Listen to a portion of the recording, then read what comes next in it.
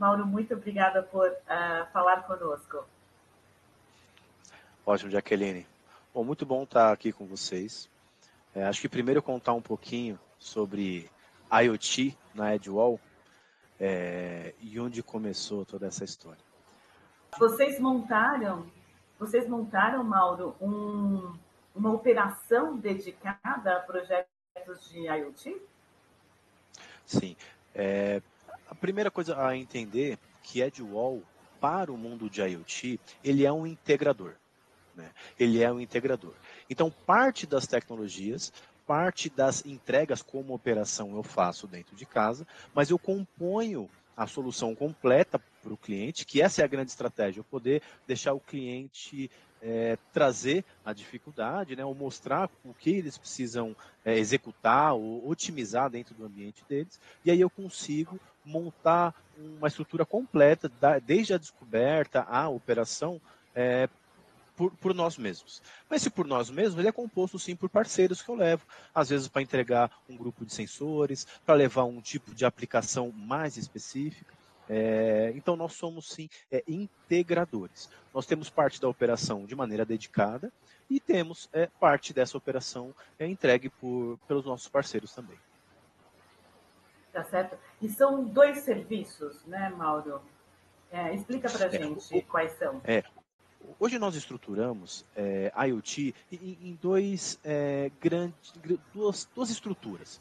Então, uma estrutura que a gente chama de estrutura de medição, que a gente chama de Edge Intelligent Metering, ou seja, essa estrutura, o que está dentro desse modelo? Tudo que a gente vai lá fazer leituras de sensor, quando eu estou falando de sistemas do tipo sistema SCADA, sistemas de leitura, análise preditiva, todo esse material está contido dentro do que a gente chama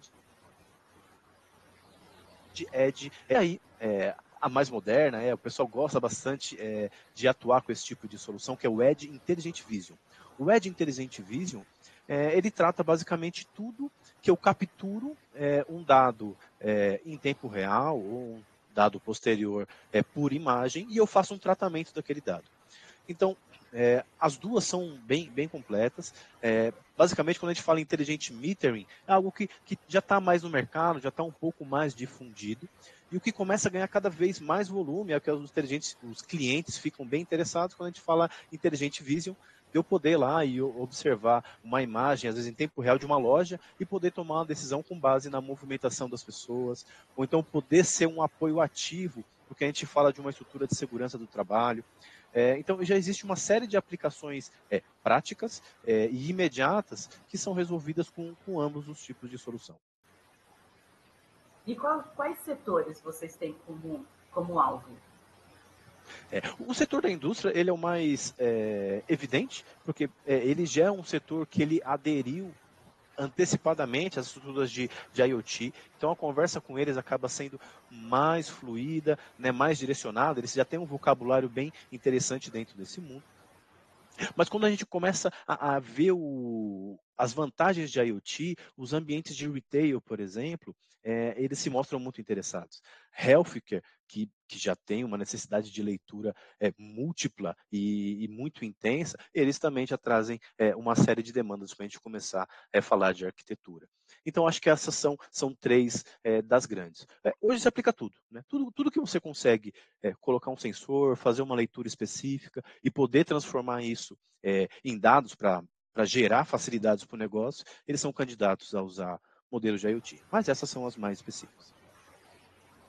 Tá, então a gente não está falando de IoT aplicada no agronegócio, por exemplo, que a minha próxima pergunta se relaciona ao suporte, né? Vocês prometem um suporte 24/7, mas a gente falando de Brasil tem regiões de difícil e dificílimo acesso, né? Como é que esse suporte acontece?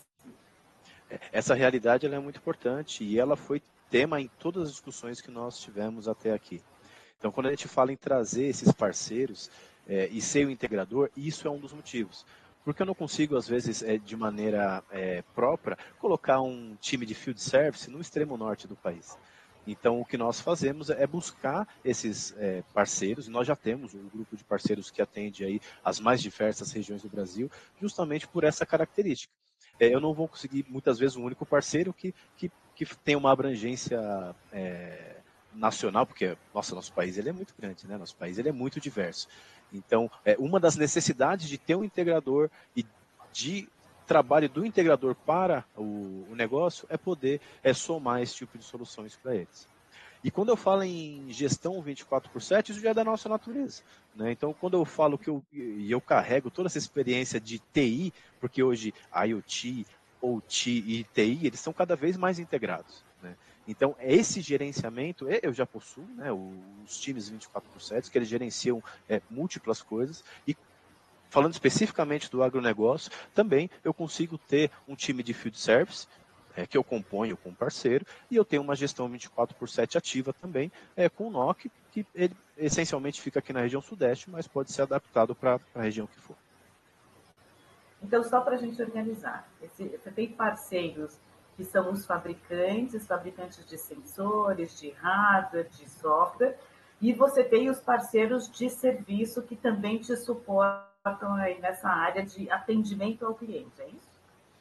Mais do que isso. Eu tenho sim os parceiros de sensoriamento, que eu vou lá, vou fazer até o deploy, vou fazer a instalação e esse field service, essa manutenção local. Eu tenho também parceiros de conectividade, porque um outro desafio é conseguir levar a conexão lá para aquela ponta.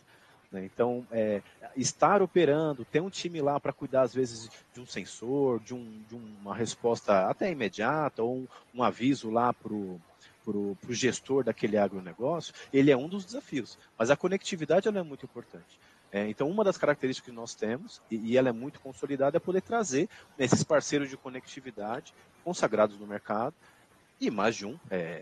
Isso também é uma realidade, né? Mais uma vez, por conta do tamanho do nosso país, para poder chegar em todas as regiões. E você está correto. Esses parceiros de conectividade, a gente está falando das operadoras de telecomunicações, dos provedores de banda larga, qual é o perfil? As operadoras, sim. Na verdade, nós temos um histórico aqui na nossa vida como Edgewall, né, na nossa história até aqui, de relacionamento com essas operadoras. Então, é um relacionamento muito fluido. Então, sim, são grandes operadoras. E ISPs que estão, às vezes, de maneira regionalizada, a gente acaba lançando mão deles também. Tá certo. Quais são, na sua visão, as grandes particularidades e os grandes desafios em internet das coisas aqui no Brasil? Eu acho que como particularidade, e é isso que a gente olha com muito interesse, é justamente esse movimento onde as comunicações elas começam a ganhar muito volume.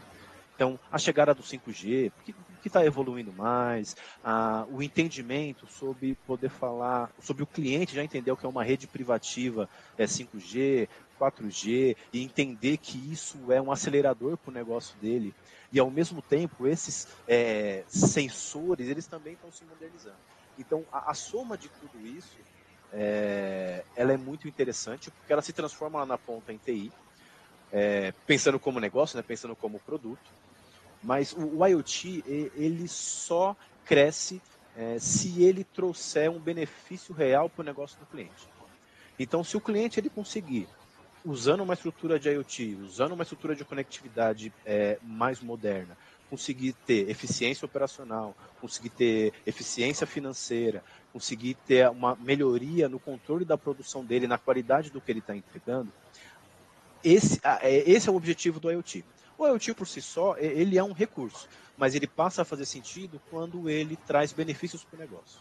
Então, acho que essa é a grande benefício. É a soma das tecnologias novas e renovadas que estão chegando com a necessidade e o benefício para o negócio do cliente. Então, essa tem que ser a equação que ela precisa existir. Nunca é só pela tecnologia.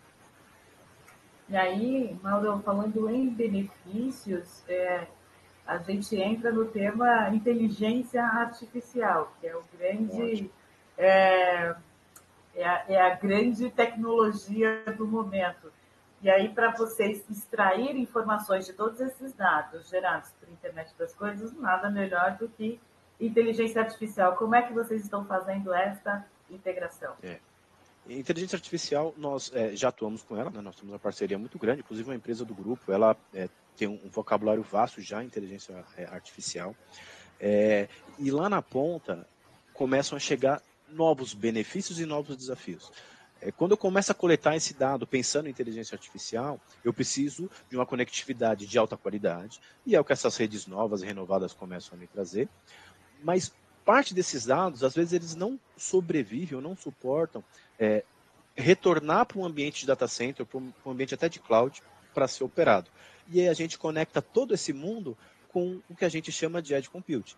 Então eu preciso também levar o processamento ou lá para onde o dado está sendo gerado, para muito próximo disso. Porque se eu estou fazendo uma leitura massiva de dados, se eu quero ter resposta em tempo real, eu preciso também processar lá pertinho de onde o dado está sendo gerado. Então isso, mais uma vez, né, tecnologias novas, elas começam a fazer cada vez mais sentido para o negócio do cliente. E onde é que vocês estão hoje posicionados em termos de IoT e quais são as ambições? O que nós fizemos, o primeiro passo, né, e a gente traz essa visão de IoT conectado com TI. Acho que o primeiro passo foi estruturar toda essa base que a gente falou, poder trazer os parceiros que são consagrados, que conseguem compor e ter a mesma visão que a Edgewall tem, de ser dinâmico, de olhar para o negócio do cliente. Então, esse foi o primeiro desafio. Quando a gente fala na construção desses Edge Intelligent Metering, Edge Intelligent Vision, que são leituras mais específicas, né, com grupos bem definidos de solução, após compor a base desses parceiros que eu preciso integrar para chegar nessa solução, agora a gente começa a construir visões de produto, visões de usabilidade para o cliente também. Porque tem clientes que eles sabem exatamente o que eles querem. Eu preciso resolver X problemas, eu tenho esse direcionamento. Mas isso é parte dos clientes. O IoT, apesar de ele já estar no mercado, já ser algo que não é uma novidade, né, mas ele está se transformando, ele não é vastamente utilizado. Então, uma série de empresas, eles sabem que eles precisam melhorar algum processo, sabem que eles precisam melhorar alguma linha de produção, alguma forma de gerenciar parte do que eles já fazem, mas eles não sabem como. E aí, a gente fala aqui em 4 caixinhas especificamente. A gente fala da descoberta. Poder sentar com o cliente e entender com ele o que ele faz e poder interpretar o que ele faz, um possível problema, né, uma possível necessidade de melhoria, às vezes não é um problema, né, só precisa otimizar algo, e chegar num modelo de descoberta de qual a necessidade dele. Então, isso a gente faz em conjunto. E a segunda caixinha, que é o modelo de arquitetura. Bom, eu entendi qual é o problema, eu desenhei aqui o que pode acontecer, agora eu efetivamente vou transformar essa ideia toda em uma arquitetura. Vou trazer quem são os parceiros, como eu faria a entrega, qual o tempo de entrega, qual o benefício o cliente poderia ter com X arquitetura. Então, essa é a segunda caixinha. E a terceira, efetivamente, eu preciso fazer o deploy. Né? Eu preciso fazer o deploy, trazer essa solução, né? Colocá-la para rodar, poder assistir o cliente até ele estar autossuficiente para poder operar, ou se ele usar a nossa operação 24/7, a gente seguir com ele. Então, isso é o deploy. E por fim, né, na quarta caixinha, eu tenho a operação efetivamente. E qual é o exemplo de projeto que vocês já desenvolveram e que você considera inovador? Tá.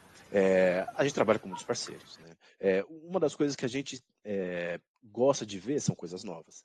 E o Intelligent Metering, o Intelligent Vision, né, que eu estou falando de visão computacional, ele começa a olhar dados baseados em imagem para transformar isso em análise preditiva, por exemplo, num retail, para o time de marketing. E tem um exemplo muito interessante, porque ele observa, por exemplo, como os clientes estão se movimentando, e dentro dessa movimentação, eu consigo, via um mapa de calor, observar onde eles param, por exemplo, dentro da loja com maior interesse. E aquele ponto de maior calor, ele consegue gerar dados, por exemplo, o tipo de marketing, reposicionar os produtos dentro da loja, conseguir reposicionar os produtos de acordo com a promoção específica. Então, esse é um exemplo muito interessante, porque eu estou usando um dado de visão, né, um dado relativamente novo, como coleta, e estou gerando uma reação para o negócio, que vai resultar em volume de vendas.